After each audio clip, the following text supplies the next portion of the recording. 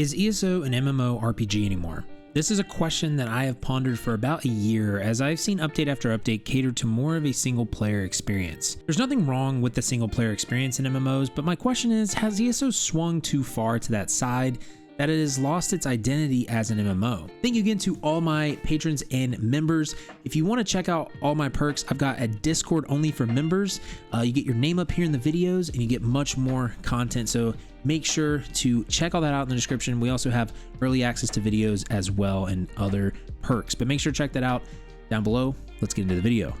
MMO stands for Massively Multiplayer Online. If you add the RPG in it, it then reads Massively Multiplayer Online Role-Playing Game. The MMO genre is definitely an older one and one that caters to a niche group of people. MMOs used to be the pseudo social media before social media was even a thing, because you used to be forced to interact with players, whether it was trading in RuneScape and World 2 or looking for a group in World of Warcraft. Zone chats were where you socialized. This was a revolutionary thing when you actually think of it technologically, because you could play a game and talk to other people online in real time. But when Facebook, MySpace, and the social giants came into existence into the late 2008s into 2010, that is when you started to see a drop in the social potency, I think, in games like MMOs. Social media has made it very difficult for younger generations to have conversations because they just post something to social media and everyone knows about it, and so there is no real reason to talk about it in person with someone or in a game. I'm sure some of you can relate to seeing friends or family posting newborn baby pictures, wedding pictures, vacations, and things of that sort.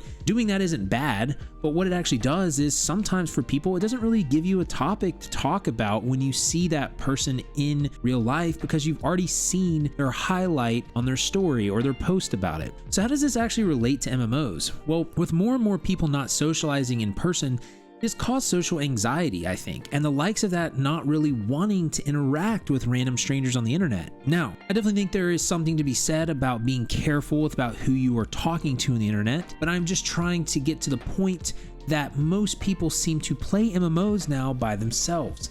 They don't want to interact with groups or other players. So the devs have realized this in multiple MMOs, and they've started putting things in games that cater to the single player experience. For ESO, this has been companions, and the difficulty of quests and overlaying content has been reduced. This has allowed more people to not need to ask for help or play with other players because of these features. One of the most recent updates with update 35, they were trying to make the game more accessible by nerfing DPS and lowering the skill gap, which I really don't think they succeeded at all, but that was to basically water down the game and make it easier. So what is stopping people from socializing or grouping up in ESO besides the social aspects of the world having an effect? Well, one of the most obvious things is players tend to have toxic experiences with groups. When a player has a bad dungeon run where someone was being ridiculous, it spoils the experience for some players. And that is understandable, but I will say that not every experience you're going to have is going to be a bad one. So if you are a player that has been burned by bad groups, keep trying, honestly, because there are a lot of really helpful people in ESO. Also, as a side note, don't take personal what someone says to you on an online video game. Our culture has to get away from getting so offended by words when those words are from a random stranger online, and that really shouldn't hold any weight in your life. You should hold the words of the people that are close to you in life a little bit more than people that you don't even know. But after talking about this, do I have a problem with ESO doing this or going towards more of a single player experience?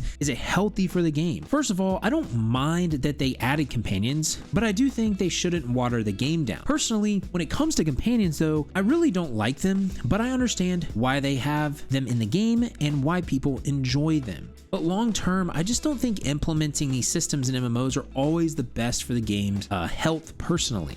There's really a lot of enjoyment and satisfaction that used to come out of interacting with players in MMOs. I literally met some friends that I still am friends with to this day by raiding in Destiny 1. Joe introduced them to me, and they all lived in the UK for the most part. So we never even met each other, and we still keep in contact for the most part. In the short term, these types of updates and changes for MMOs probably help short term. They probably sell, they probably show good data. But I think for the long term health of MMOs, you should try to keep them social. Don't get me wrong, I think there should be soloable things in MMOs and in ESO. I just would like to see more social aspects prioritized in ESO when it comes to updates. So here's how we could actually accomplish this. For a long time, the community has wanted more guild-friendly features, and we really do need these.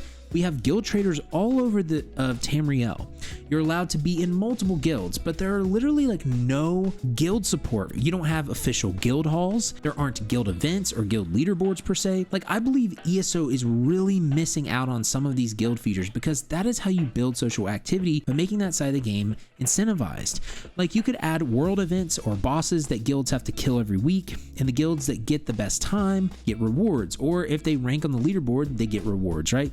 And the leaderboard could be huge. Like, you could make it to where tons of guilds get rewards, you know what I mean? But it's like, you could do something like that. You could have guild weekly crafting or harvesting competitions where guilds need to craft items or complete orders or harvest resources, and that guild that harvests and crafts the most gets the rewards for it, right? Or they get certain incentives or cosmetics or things like that, right? For trading guilds, the top selling guilds could get rewards for that. There is so much potential there in the guilds that would help people get used to socializing more. The next thing is adding incentives or more incentives to grouping up with players. So for instance, grouping in the overland could have increased difficulty and better rewards for large groups. Doing harder tiers of dungeons other than veteran, like maybe +1, +2, +3, they would all be able to give better rewards and incentivize players to group up with each other. Like, think about it, if you had like a +4 dungeon where it put all the bosses at the end of the dungeon and you had all the mechanics at once, how crazy would that be? That'd be awesome. That would give people a challenge that need that, or incentivize people to group up more, right? There are loads of other ways to incentivize social aspects in this game, and something I wanted to touch on is how RuneScape sets that up. The way the gameplay is in RuneScape is the game forces you to be in one place for a while sometimes, training skills, combat, or selling things on the Grand Exchange unless you're doing agility. Allows you to interact with other players. Now, obviously, ESO is a little bit different, and I'm not asking for the game to slow down or for it to turn into RuneScape, but what if we had a different way or had more ways or opportunities to interact with players? Maybe that means they shrink the instance size down like PoE, and that way each instance is filled with more players to interact. Maybe that means adding features into the game where you socialize. Like for Tales of Tribute, being able to spectate would help build social parts of the game. You could sit there in someone's house or sit in a tavern. Bringing players into areas where they will need or want to interact is key. I think this helps your world in an MMO feel alive personally. Maybe adding something like bards or music like New World or Final Fantasy. The music in New World is fantastic. It's like Guitar Hero, and you can literally sit anywhere and tip a person that's playing music on how well they do. And honestly, it's a great way to interact and build social aspects of the game. Like, I had someone clap when I played this one tune that was like a minute and a half long, and that was really cool. Like, that was awesome. Like, that is such a simple feature that ESO has tons of ability to do. So things like that are how you can really build that social aspect and keep it in your game. So do I think ESO is an MMO anymore? I really think it is an RPG with MMO elements. I've said that many times because so many people solo in this game. The most popular builds on YouTube are solo builds. The most common playstyle in this game is by yourself. It is such a big part of the game that I really have a hard time calling it an MMO. And this seems to be what the director wanted 8 years ago. They wanted it to be in its own unique niche and not really have the tag of MMO. I did feel like it felt more like an MMO years ago, but now the direction seems to be pushing it to a solo first game and with solo first updates. And this is fine, but I do get saddened a little bit by it. I think I definitely prefer the more traditional MMO. But I would love to hear what you have to say about this. I'd like to see your feedback in the comment section. Do you think ESO is an MMO anymore? Do you think it's a solo MMO? What do you think about this? And thank you again to all my patrons and YouTube members.